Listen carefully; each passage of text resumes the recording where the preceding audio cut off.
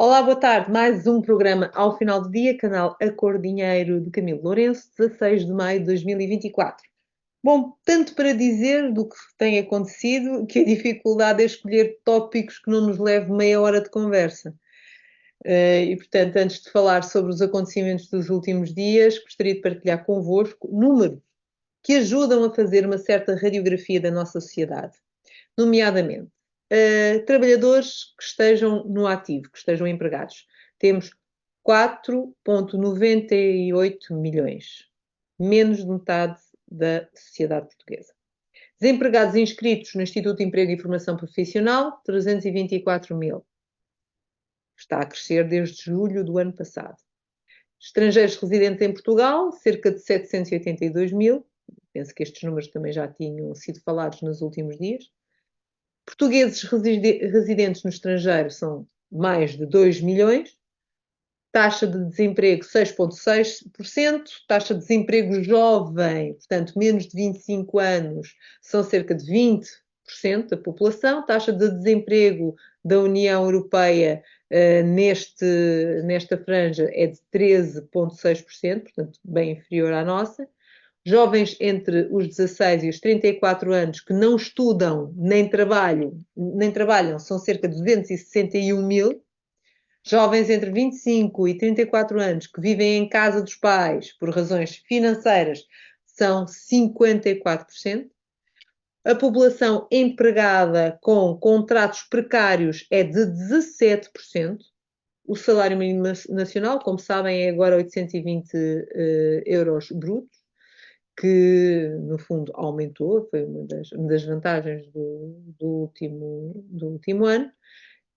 Salário médio é cerca de 1.500 euros brutos.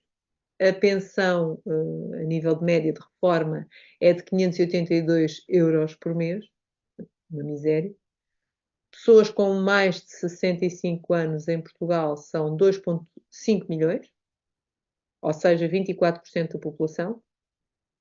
E, a nível de turismo, temos 20% nas exportações de bens e serviços. Portanto, cerca de 30 milhões de turistas visitaram Portugal em 2023. Daí que a franja do turismo seja tão importante para a economia portuguesa. Talvez fosse interessante e importante ter estes números em conta quando o governo pensar fazer o orçamento de Estado para o próximo ano. Bom, agora, passando a outro assunto. Um assunto que não tenho visto ser debatido em profundidade, e até gostaria que fosse, nomeadamente pelos candidatos ao Parlamento Europeu, que é a aproximação da Rússia a Portugal, tanto em discurso como fisicamente. E eu vou esclarecer. A Rússia, que sempre teve acordos militares com vários países europeus, incluindo os PALOP, reaproximou-se de São Tomé e Príncipe e Guiné-Bissau e deu uma grande celeuma nos últimos dias, com algumas considerações infelizes por parte do Presidente da República, coisa que já é habitual. Mas a Rússia já tinha feito essa reaproximação com países africanos que já tinham sido colonizados pela França. E acabou por tornar um ambiente hostil entre esses países e a França. Agora teme-se, e isto segundo até a análise de alguns comentadores que tenho ouvido nos últimos tempos, que talvez seja esse o intuito da Rússia relativamente a Portugal, fazer com que os PALOP tenham o mesmo tipo de reação a Portugal que tiveram os outros países relativamente à França. É uma espécie de bullying, não é verdade? Mas é um bullying que não fica só pela operação de charme aos PALOP, como nós vamos ver. É óbvio que a Rússia vai tentar ter em África o alcance que não teve ou que perdeu na Europa. E vai ser muito mais facilitado por variadas razões que agora não irei abordar, mas que relativamente a Portugal é de veras preocupante. E porquê? Porque a Rússia já deixou uma ameaça velada nas declarações de Maria Zakharova, que é a porta-voz da diplomacia russa. Ela disse que Portugal tem uma posição hostil à Federação e que as relações diplomáticas vivem a crise mais profunda de toda a sua história. E na mesma declaração em que fala em Portugal, também menciona as boas relações com países africanos de expressão portuguesa. Ora, para bom entendedor, meia palavra basta, não é verdade? É um daqueles típicos avisos velados dos russos do que está aí a vir. E vocês acham que eu estou a exagerar? Não estou. Atentem ao que disse ontem o almirante Gouveia e Melo, que há missões de acompanhamento de navios russos em águas portuguesas e esses acompanhamentos, essas missões de acompanhamento, quadruplicaram em 3 anos. O chefe de Estado-Maior da Armada admitiu que houve um escalar da ação russa em águas portuguesas e acrescentou também que já aconteceram situações desagradáveis nesses seguimentos, mas não quis especificar. Ele até acrescentou que a própria Força Aérea Portuguesa também já sentiu situações que normalmente nos períodos anteriores à invasão da Rússia na Ucrânia, essas situações nunca aconteceriam e que eles consideram verdadeiramente um escalar. Dizendo ainda que essa mudança pode ser de tal forma estruturante que pode destruir as bases de relações que têm hoje. Essas bases, como ele afirmou, tudo o que hoje consideramos como garantido, que é a segurança na Europa, a NATO, a União Europeia, que são pilares essenciais para a nossa segurança e para a nossa prosperidade, podem ser postos em causa. Gouveia e Melo afirmou que a nossa segurança pode ser posta em causa. E logo a seguir a isto, mencionou que se calhar devíamos mudar o modelo de serviço militar.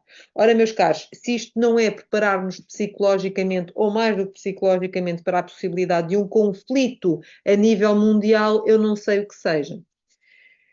Portanto, talvez fosse importante tentarmos estas situações e eu gostaria de ver os nossos candidatos ao Parlamento Europeu a abordar este tema, porque este tema tem a ver com a nossa segurança, sim. Relativamente às questões sobre as reparações históricas derivadas ao colonialismo e se o Presidente da República deve ou não ser condenado à traição à pátria. Bem, vocês já sabem a minha opinião sobre essa questão, já aqui abordei, e é evidente que houve um aproveitamento político de muita gente perante as afirmações estapafúrdias do Presidente da República. A extrema-esquerda veio logo com a cartilha que os descobrimentos foram um mar de sangue e que devemos todos rolar na lama e pedir perdão até ao fim da vida com trabalhos forçados para pagar pelos erros do passado. Depois houve ali alguma direita que até veio negar esses erros e outros, pior, apelidaram o Presidente da República de lesa-pátria. Ele não foi lesa-pátria, ele foi só estúpido, não é verdade? Com uma argumentação idiota, é verdade, e que o governo da AD, e bem, veio celermente a fechar o assunto, dizendo que não há reparações nenhumas, podem voltar a fazer o que estavam a fazer, que isso não é um tema. Ora, nisto tudo, eu gostaria de partilhar convosco um dos textos mais lúcidos que li e que foi escrito por Emerson Kachungo no jornal Observador. E ele afirma que enquanto homem negro e africano, cujos antepassados sofreram com a escravidão, com o colonialismo e com o comunismo, que renunciava a qualquer reivindicação de compensação com base em reparações, retribuições. E porquê? Porque ele resume a polémica numa afirmação muito simples. Ele diz que a questão fundamental do debate, que é um debate vazio, é que o filho não pode ser responsabilizado pelos pecados do pai. E se adotássemos essa posição, todos estaríamos condenados. É uma questão de noção histórica. E, portanto, penso que ele tem toda a razão e fechava o meu comentário desta semana com esta ideia. É muito perigoso fazermos julgamentos históricos e se calhar devíamos estar mais focados no que vem por aí. Por hoje é só, uma boa semana, até quinta-feira, fiquem bem.